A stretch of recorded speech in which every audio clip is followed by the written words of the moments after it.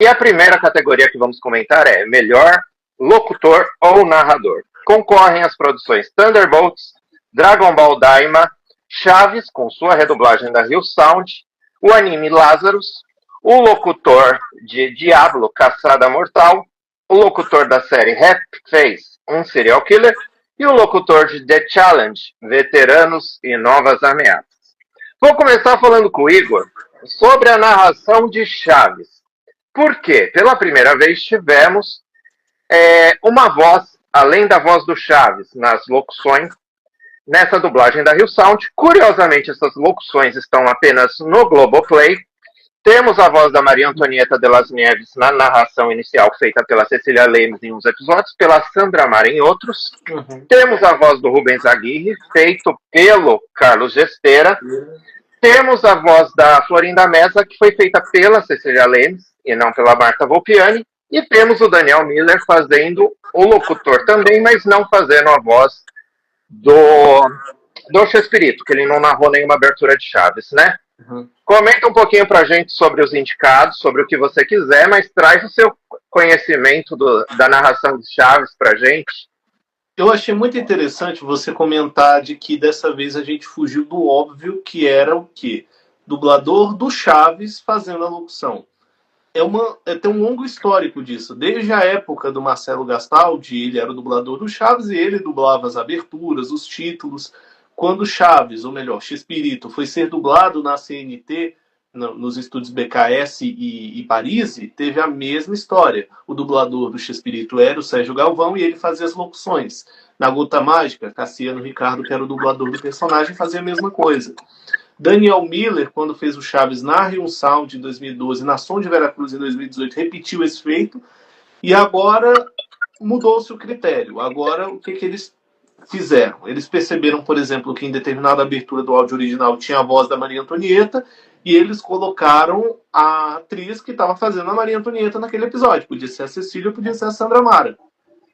O Gesteira foi uma grande novidade para mim, porque era muito comum que o Rubem Aguirre, que era o professor Girafales, fizesse as locuções no áudio original, e eu acho que é a primeira vez que tem um dublador do Girafales narrando uma abertura.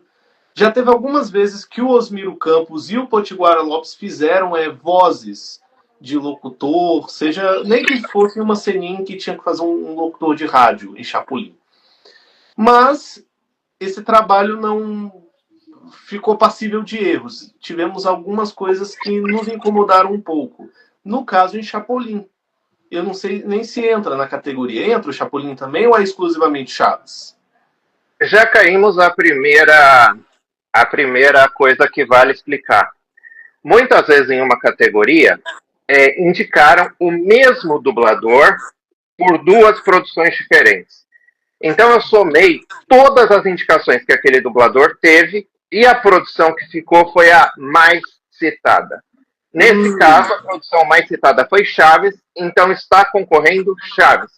Se fosse Chapolin, aí tem a curiosidade de que em Chaves o Chespirito nunca fez no áudio original locução. Mas em Chapolin, sim, ele fez, com a voz do Dr. Chapatin, e escalaram no Brasil o Duda Espinosa, que foi o dublador do Horácio, né, o irmão do Chapolin, do Chespirito. Foi uma grande confusão. Mas aqui no caso a gente se foca na abertura de Chaves, que o Chespirito não narrou. Então o Daniel, no caso, está fazendo outra voz. É porque em Chaves tem uma questão que é a seguinte: quem durante muito tempo fez as locuções era um cara chamado Jorge Gutierrez Zamora. Ele nunca participou assim muito ativamente do seriado, então não existe uma voz específica para ele. Então é mais fácil chamar o Daniel, que é a voz do Chaves e que já tinha feito locuções em outras dublagens. Eu achei super justo. E por um erro não chamaram a dubladora da Florinda Mesa para a locução da Florinda, né? Não foi a Marta Volpiani, foi a Cecília. Mas ficou bom também, porque a Cecília fez animada a locução, né? Eu gostei bastante. Para mim, os grandes destaques são Cecília e Gesteira. Eu adorei o Gesteira fazendo a locução. Também gostei bastante. Mas a gente não está aqui para falar em quem cada um votou, tá? Para comentar os indicados. O Igor já falou muito dessa locução, vamos falar das outras.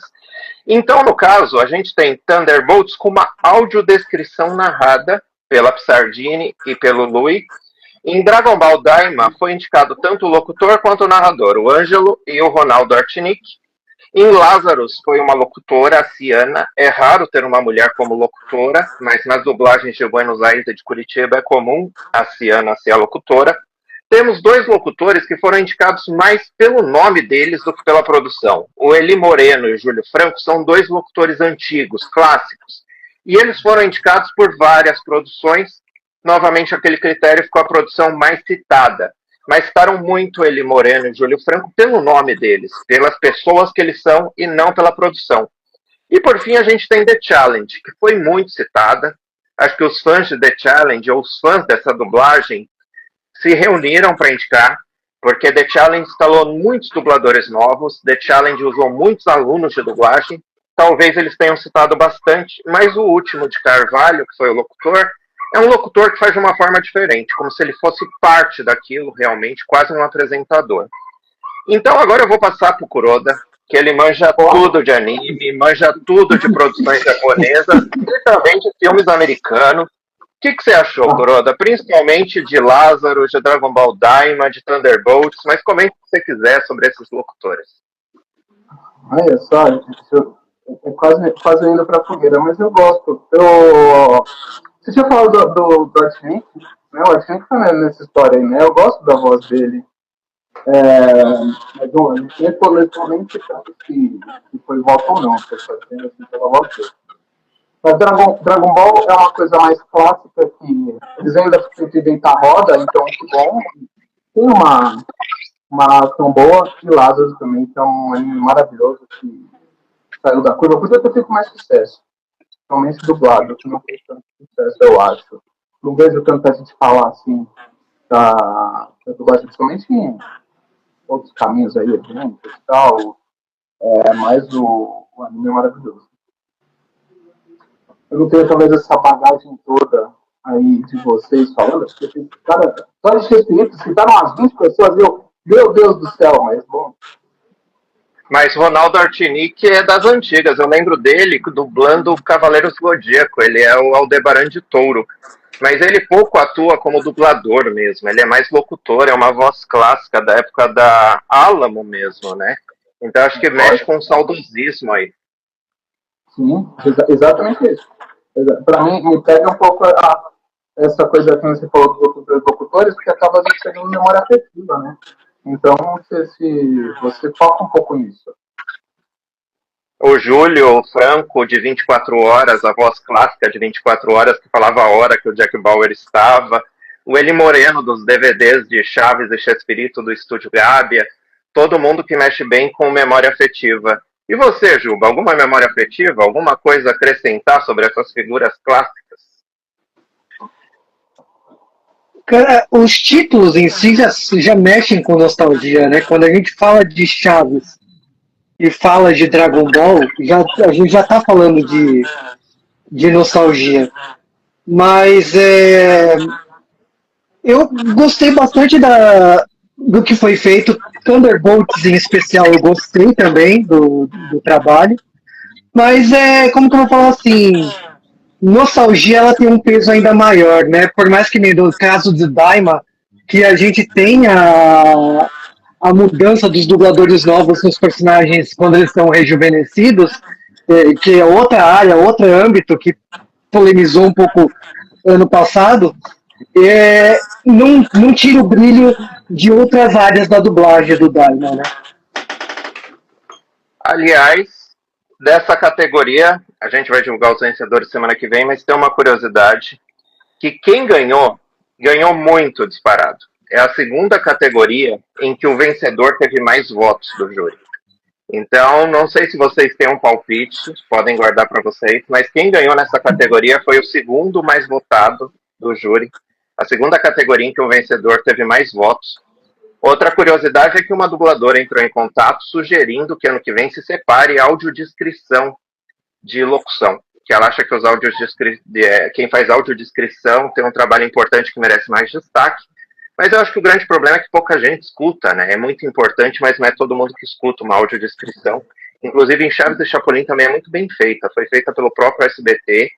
E o Fórum Chaves, quando postava as audiodescrição no YouTube, eu lembro que sempre tinha muita visualização.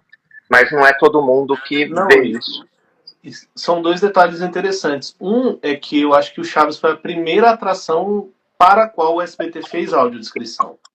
E você falou, por exemplo, das views, que eram bem expressivas no YouTube, mas tem um porém, muita gente entrava no vídeo de audiodescrição e ficava reclamando, poxa, por que tem essa locutora? Porque não era o público para o qual a audiodescrição é feito, né?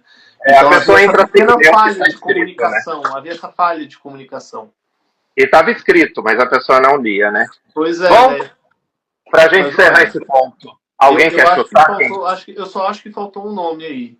Eu indicaria o Mário Jorge Andrade em BBB 25. Eu acho que ele mandou muito bem. Assim. Boa ideia. O Mário Jorge como locutor do BBB, hein? Quem gosta do Mário Jorge? Eu gosto. O Kuroda eu sei que gosta de Big Brother. Ele comenta aí no Big Brother. Eu gosto de Big Brother. Eu gosto. E muita gente não sabe que é o burro do Shrek que fica fazendo a narração das provas. Não é essa. Recentemente, a mãe do Chapolin, no desenho animado novo do personagem.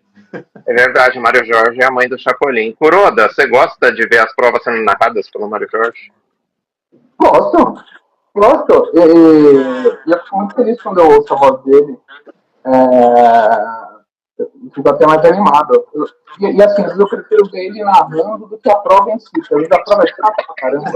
Eu gosto de ouvir o Mário Jorge. Prova patrocinada é chata e eu não entendo as regras nunca. Não, e todas as provas estão desvirtuando aqui o tema, todas as provas estão privilegiando alguns oponentes, mas isso é papo para outra ocasião. A próxima live vai ser sobre Big Brother. Os mais fortes, né, Igor, digamos assim. Falta uma prova de sorte. Física. Convida uma senhora de 70 anos pro programa e coloca só a prova de força, né?